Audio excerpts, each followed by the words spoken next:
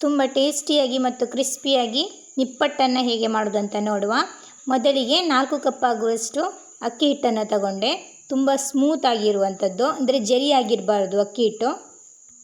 ಶೇಂಗಾ ಬೀಜ 1 ಕಪ್ ಆಗುವಷ್ಟು. ಇದನ್ನು ಸರಿಯಾಗಿ ಫ್ರೈ ಮಾಡಬೇಕು. ಸರಿ ಫ್ರೈ ಮಾಡಿ ತಣಿದ ಮೇಲೆ ಇದರ ಸಿಪ್ಪೆಯನ್ನು ತೆಗಿಲಿಕ್ಕೆ ತುಂಬ ಈಸಿ ಆಗುತ್ತೆ.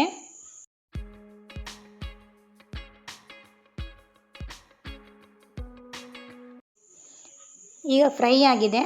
ಕೈಯಲ್ಲಿ ಸರಿಯಾಗಿ ಈ ರೀತಿಯಾಗಿ ಮಾಡಬೇಕು. ನಂತರ ಅದೇ ಕಪ್ಪಲ್ಲಿ ಅರ್ಧ ಕಪ್ ಆಗುವಷ್ಟು ಪುಟಾಣಿ ಕಾಳು, ಅಂದರೆ ಹುರ್ಗಡ್ಲೆ, ಅದನ್ನು ತಗೊಳ್ಬೇಕು. ಈ ಎರಡನ್ನು ತರಿಯಾಗಿ ಜರಿಯಾಗಿ ಗ್ರೈಂಡ್ ಮಾಡ್ಕೊಳ್ಬೇಕು ಮಿಕ್ಸಿಯಲ್ಲಿ. ನೆಕ್ಸ್ಟ್ 1 ಕಪ್ ಆಗುವಷ್ಟು ಕಡಲೆ ಹಿಟ್ಟು ಅದೇ ಪಾತ್ರೆಗೆ ಹಾಕ್ಕೊಂಡೆ. ಮತ್ತು ಕೊತ್ತಂಬರಿ ಸೊಪ್ಪು ಮತ್ತು ಕರಿಬೇವಿನ ಎಲೆ ಅದನ್ನು ಸಣ್ಣ ಹಚ್ಚಿ ಹಾಕ್ಕೊಳ್ಬೇಕು.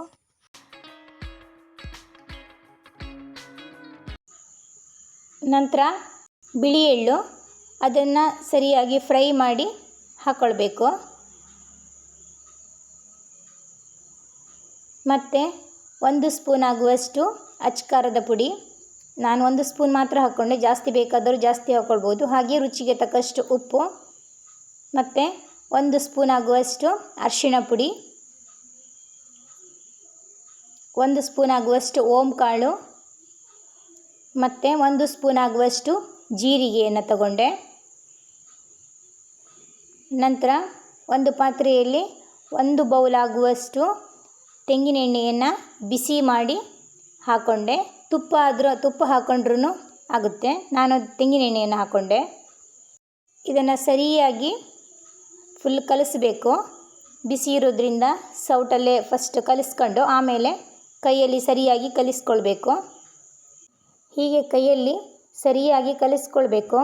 ಮತ್ತು ಮಧ್ಯೆ ಒಂದೊಂದು ಸಣ್ಣ ಸಣ್ಣ ಉಂಡೆ ಥರ ಇದ್ದರೆ ಅದನ್ನೆಲ್ಲ ಬಿಡಿಸ್ಕೊಂಡು ಸರಿಯಾಗಿ ಕಲಿಸಿ ಉಗುರು ಬೆಚ್ಚಗಿನ ನೀರನ್ನು ಹಾಕಿ ಸ್ವಲ್ಪನೇ ಹಾಕಿ ಕಲಿಸ್ತಾ ಇರಬೇಕು.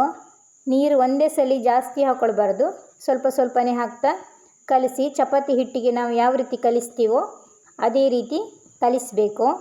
ತುಂಬ ಸ್ಮೂತಾಗಿ ಕಲಿಸ್ಕೊಳ್ಬೇಕು, ಅತಿ ಗಟ್ಟಿಯಾಗಿ ಕಲಿಸ್ಕೊಳ್ಬಾರ್ದು.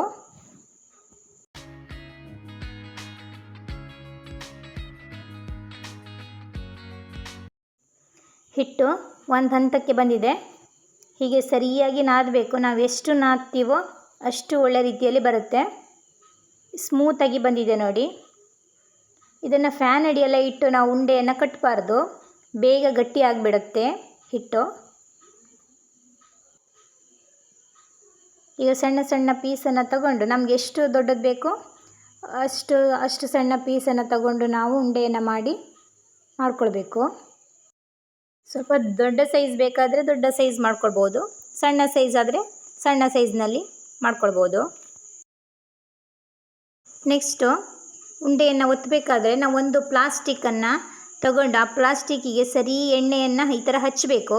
ಅಂದರೆ ಅಂಟುವುದಿಲ್ಲ, ಅದು ಕೈಗೂ ಕೂಡ ಅಂಟುವುದಿಲ್ಲ ಮತ್ತು ಪ್ಲಾಸ್ಟಿಕ್ ಕೂಡ ಅಂಟುವುದಿಲ್ಲ. ಈ ಥರ ಒಂದೊಂದು ಉಂಡೆಯನ್ನು ಈ ಥರ ಇಟ್ಟು ಪ್ಲಾಸ್ಟಿಕ್ಕನ್ನು ಈ ಥರ ಹೀಗೆ ಫುಲ್ ಮಡಚಬೇಕು. ಒಂದು ಗಿನ್ನಲು ತಗೊಂಡು ಈ ಥರ ಅದ್ರ ಮೇಲೆ ಪ್ರೆಸ್ ಮಾಡಿದರೆ ಆ ಪ್ಲಾಸ್ಟಿಕ್ ಕವರ್ ಮೇಲೆ ನಮ್ಗೆ ಯಾವ ರೀತಿ ಬೇಕು, ಎಷ್ಟು ತೆಳು ಬೇಕಾದರೂ ಮಾಡ್ಕೊಳ್ಬೋದು, ದಪ್ಪ ಬೇಕಾದರೂ ಮಾಡ್ಕೊಳ್ಬೋದು. ಸೈಡ್ ಸ್ವಲ್ಪ ಒಡೆದಂಗಿರುತ್ತೆ. ಅದನ್ನು ಈ ಥರ ಗಿನ್ನನಲ್ಲಿ ಸೈಡ್ ಸ್ವಲ್ಪ ಒತ್ಕೊಂಡ್ರೆ ನಮ್ಗೆ ಬೇಕಾದ ಸೈಜಲ್ಲಿ ಮಾಡ್ಕೋಬೋದು. ನೆಕ್ಸ್ಟು ನಾ ಬಾಣಲಿಯಲ್ಲಿ ಎಣ್ಣೆಯನ್ನು ಬಿಸಿಗೆ ಇಟ್ಟಿದ್ದೆ, ತೆಂಗಿನ ಎಣ್ಣೆಯನ್ನು ಹಾಕ್ಕೊಂಡೆ. ಸ್ವಲ್ಪ ಕಾದಿದೆಯಾ ನೋಡ್ಕೊಳ್ಬೇಕು ಫಸ್ಟಿಗೆ, ಇಲ್ಲ ಅಂತ ಹೇಳಿದ್ರೆ ಬಿಡಿ ಆಗುತ್ತೆ. ಹೀಗೆ ಒಂದೊಂದೇ ನಿಧಾನವಾಗಿ ಹಾಕ್ತಾ ಬರಬೇಕು. ಕೂಡಲೇ ಸೌಟನ್ನು ಹಾಕಬಾರ್ದು, ಒಡೆದ್ಬಿಡತ್ತೆ. ಈ ರೀತಿ ಮಾಡಿಕೊಂಡು ಸ್ಟೀಲ್ ಡಬ್ಬಕ್ಕೆ ಹಾಕಿ ಇಟ್ಕೊಂಡ್ರೆ 20 ಡೇಸು ಗರ್ಗರಿಯಾಗಿರುತ್ತೆ. ನಿಪ್ಪಟ್ಟು ಬಂದಿದೆ ನೋಡಿ, ತುಂಬ ಚೆನ್ನಾಗಿ ಬಂದಿದೆ. ತುಂಬ ಕ್ರಿಸ್ಪಿಯಾಗಿ ತುಂಬ ಟೇಸ್ಟಿಯಾಗಿ ಬಂದಿದೆ. ಮಕ್ಕಳಿಗೆಲ್ಲ ಇದನ್ನು ಆರಾಮ್ಸೆ ಮಾಡಿ ಕೊಡ್ಬೋದು, ಜಾಸ್ತಿ ಕೆಲಸನೂ ಕೂಡ ಆಗೋದಿಲ್ಲ.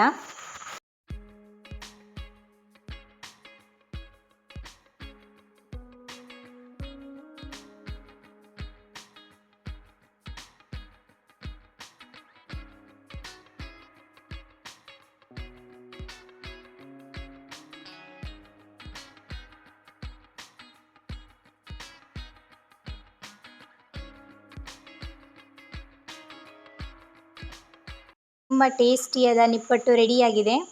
ನೀವು ಟ್ರೈ ಮಾಡಿ ಫ್ರೆಂಡ್ಸ್. ಹಾಗೆ ನನ್ನ ಈ ರೆಸಿಪಿ ಇಷ್ಟ ಆದರೆ ಒಂದು ಲೈಕ್ ಮಾಡಿ, ಕಮೆಂಟ್ ಮಾಡಿ, ಮತ್ತೆ ಸಬ್ಸ್ಕ್ರೈಬ್ ಆಗಿಲ್ಲ ಅಂತ ಹೇಳಿದರೆ ಪ್ಲೀಸ್ ಸಬ್ಸ್ಕ್ರೈಬ್ ಆಗಿ. Thank you.